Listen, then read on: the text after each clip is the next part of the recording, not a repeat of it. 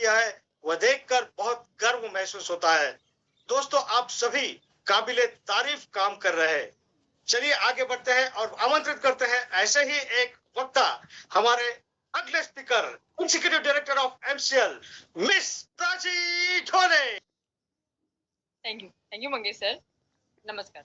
MCL परिवार में एक बार फिर से मैं आप सबका स्वागत करती हूँ और चलिए हम बढ़ते हैं आज के वेबिनार सेशन की ओर। आज की जो कहानी है वो कहानी है green man of Odisha, Sudhir Raut की। अगर हम ये देखते हैं तो हमें समझ में आएगा ग्रीन मैन मतलब ऐसे इंसान जिन्होंने बहुत सारे पेड़ लगाए। तो पेड़ लगाना, या आपको लगेगा कि मैक्सिमम एक बंजर जमीन पर इन्होंने बहुत सारे पेड़ लगाए, लेकिन इन्होंने ऐसा काम किया जो कि मुश्किल ही नहीं लेकिन नामुमकिन था। वो ये कि इन्होंने जो उजड़े बंजर ऐसे पहाड़ है, उन पहाड़ों को उन्होंने हरा भरा बना दिया। अभी ये कैसे उन्होंने किया, यही इस कहानी में समझते हैं। ये एक टीचर है बाय प्रोफेशन, और जब ये टीचिंग का काम बहुत सालों से कर रहे थे तो उनको हमेशा ये पर्यावरण का जो हाल है, वो दशा है, उनको वो देखी नहीं जा रही थी। उसी के साथ में उनके सामने बहुत सारे स्टूडेंट थे, उनकी एनर्जी थी, उनको कुछ दिशा नहीं थी।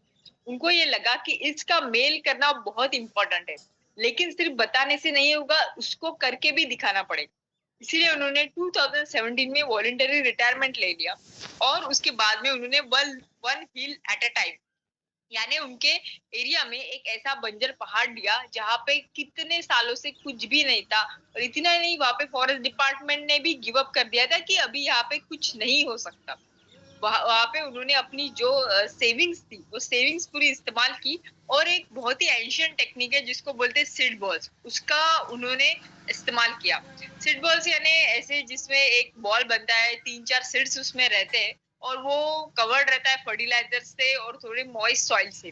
फिर उसको जो बारिश है उससे पहले 1-2 महीने पहले फेंका जाता है। ये बहुत दूर दूर उन्होंने फिजिकली पहाड़ों में जाके ऊपर चढ़ के ऐसे उसको फेंका, और उसके बाद में बारिश के साथ धीरे धीरे ये जब सीड बॉल्स में रहते हैं बीज कोई भी, तो जो पंछी है, कुछ पशु है, उससे वो बच जाते हैं और वो तैयार होते हैं एक पेड़ और पौधे के हिसाब से।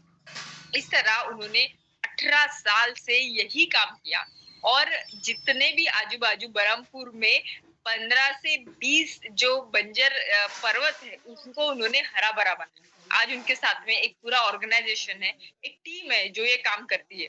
इन्होंने ये जो पेड़ है और इनके जो अभी जो बंजर पहाड़ थे, उनको आज उन्होंने एक फैमिली दी।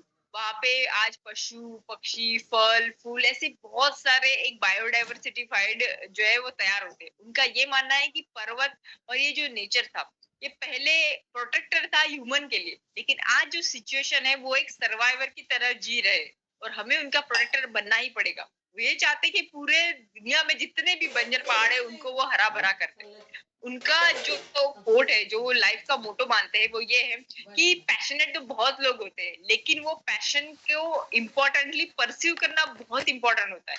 जब तक आप वो पैशन को परस्यू नहीं करोगे, तब तक वो पैशन एक मिशन में कन्वर्ट नहीं होगा। आज एमसीएल पिछले 13 साल से ये काम कर रहा है, और हमारे मिशन का जो बेस है वो है हमारे पैशनेट एंटरप्रेन्योर्स जो अभी भी हमारे साथ में उसी तरह काम कर रहे हैं जो वो डे 1 से एमसीएल साथ में जुड़े थे।